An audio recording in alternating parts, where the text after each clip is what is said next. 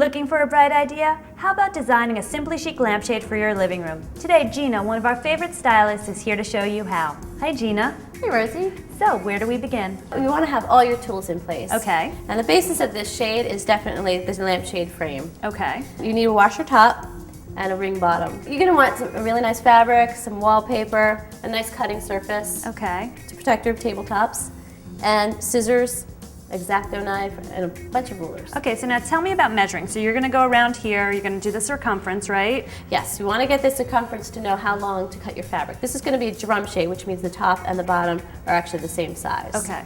So we measured ours already. We know it's 44 inches. Okay. And we want to that measurement you want to add 3/4 of an inch. So we've measured that out, and we're going to cut this. And this is like a red Dupioni silk type fabric? Right, silk Dupioni. And what's great about this fabric is it's very forgiving. Oh, good.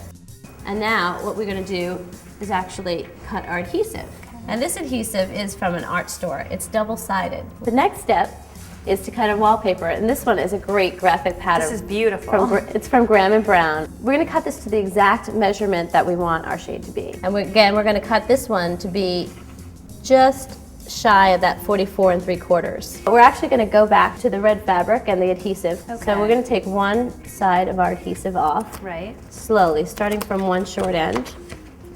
And you're going to apply that in the middle of your fabric. So you start on the edge there, and just to sort of tug at the fabric as you go. It can get a little overwhelming with the adhesive. If it sticks to you, I've had it stick all over. So. And what happens if it bubbles a little bit? Even if you get some bubbles, you can usually work them out with your fingers. Another great thing about the silk. So now this is the paper backing for the second side of the adhesive. And what we'll do is slowly peel this back.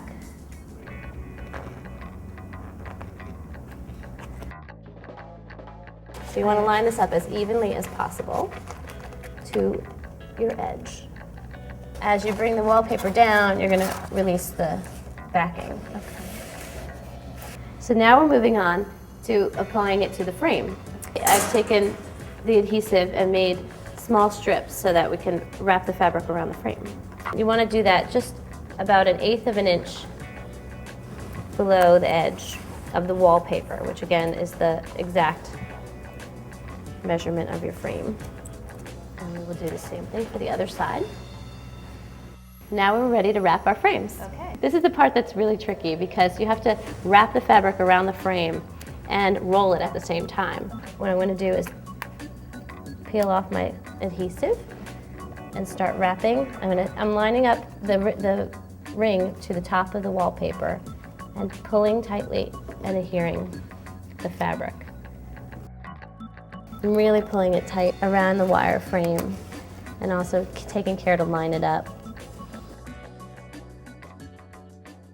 So we've completed the bottom, and the next thing to do would be to turn it over and add the top. Now the one thing to think about here is that you want your washer, see how it has a little bit of an inset? Okay. You want that to be on the inside. So next we're ready to apply the soutache, which is the great finish trim. So in order to do this, again, you're going to The famous strips. use our adhesive strips, and you're going to put this both on the inside and on the outside. And you want to place it right below that wire rim. And then peel both back. And then just basically wrap and roll at the same time. And you end up with, voila. Oh my God, that's great. That looks fantastic. Yeah, and when it's lit from underneath, the pattern really shines through.